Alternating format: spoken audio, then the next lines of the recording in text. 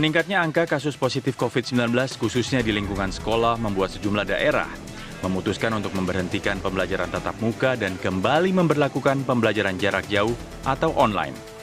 Sejak Rabu 2 Februari kemarin, pemerintah Kota Bekasi menghentikan pembelajaran tatap muka hingga 14 hari ke depan dan kembali menerapkan pembelajaran jarak jauh atau PJJ di tingkat SD dan SMP. Untuk kegiatan belajar mengajar di tingkat SMA, Pemkot Bekasi masih terus melakukan himbauan karena kewenangan SMA ada di tingkat provinsi. Pemkot Bogor melalui Wali Kota mengeluarkan surat edaran penghentian PTM sementara untuk tingkat sekolah dasar hingga tingkat atas. Penghentian sementara diberlakukan hingga tanggal 7 Februari mendatang. PJJ kembali diberlakukan setelah dinyatakan terdapat 85 siswa dan staf pengajar dari 19 sekolah yang saat ini dinyatakan COVID-19.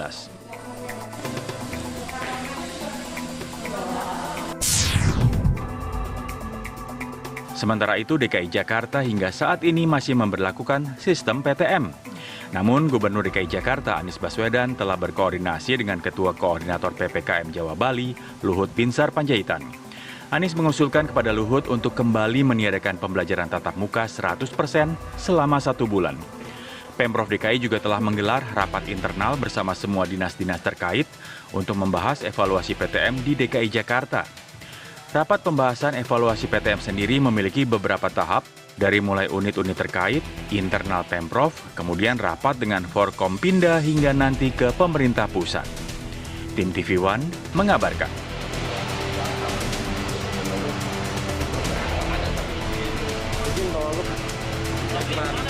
Yuk, kita langsung saja lah ya, mungkin untuk mendengarkan pemahaman sekaligus juga penjelasan dari pemangku kebijakan di wilayah-wilayah yang memang saat ini sedang concern dengan lonjakan COVID-19 dan juga Omikron ya. Ini kita sudah bergabung bersama dengan 2 pejabat daerah.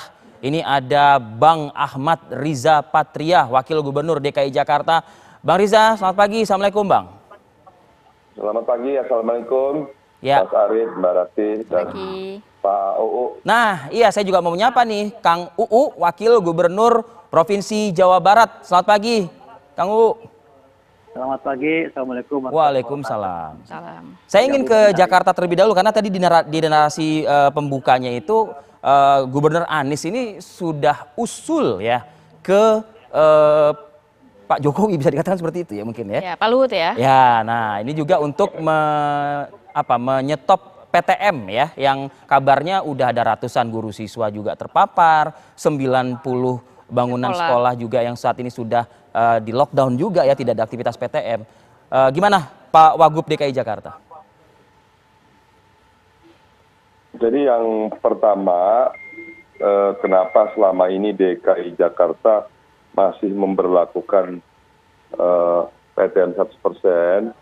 Karena sudah dengan SKB 4 Menteri, DKI Jakarta sangat memenuhi syarat, diantaranya karena kita masih di level 2, kemudian vaksin kita itu di atas 71 bagi lansia, di atas 91-98% bagi pendidikan dan peserta didik.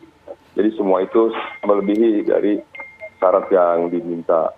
Namun demikian, karena belakangan ada peningkatan COVID di DKI Jakarta, kami kemarin baru rapat dan kami di internal rapat kami memutuskan beberapa hal untuk diusulkan ke pemerintah pusat. Yang pertama, usul kami kepada pemerintah pusat adalah agar ke depan PTM ditutup sementara 1 bulan, kemudian kita pembelajaran melalui jarak jauh atau online, itu terkait PTM. Kemudian usul lain, kita juga ingin melakukan pembatasan mobilitas dan kerumunan dilakukan kembali. Kemudian juga mengaktifkan kembali RT RW khususnya pada zona merah, mempersiapkan bantuan sosial bagi isoman dan dapur umum di 5 wilayah.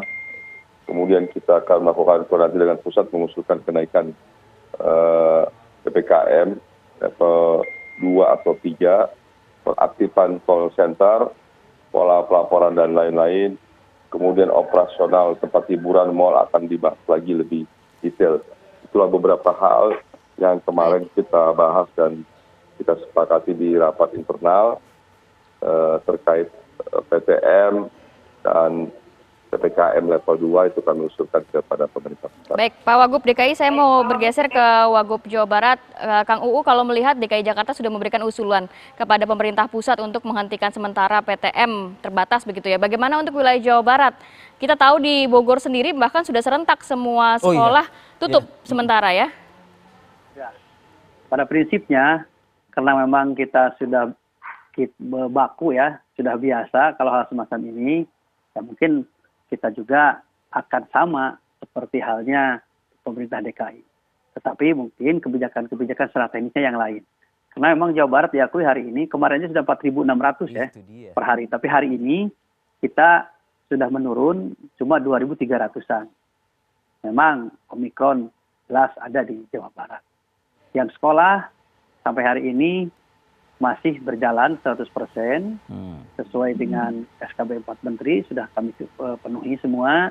Cuma ada beberapa sekolah dan beberapa daerah yang memang ditutup. Artinya tidak aktivitas di sekolah tapi PJJ sesuai dengan aturan yang ada dalam SKB 4 Menteri itu. Nah, Pak Gubernur memberikan diskresi kepada para bupati dan wali kota untuk memberikan langkah-langkah yang konkret. Tidak harus selalu keputusan gubernur secara global. Karena daerah satu dengan daerah yang lain ini berbeda situasi dan berbeda kondisi dan juga berbeda kewenangan. Seperti SMP, SD itu kan kewenangannya di Bupati Wali Kota. Kalau SLTA seperti SMA, SMK dan SMB itu di kewenangannya kami di Pemerintah Provinsi Jawa Barat. Seperti itu. Oke, baik. Kita update juga dulu ya, Bang Riza dan Kang UU, Wakil Gubernur DKI Jakarta dan Wakil Gubernur Jawa Barat, bagaimana penambahan kasus kemarin yang dirilis oleh Satgas Penanganan COVID-19 Republik Indonesia. Masih ada peningkatan penambahan dalam satu hari kemarin diketahui 12.000 ya. Nah, itu dia 17.000 ya. 895 penambahan kasus.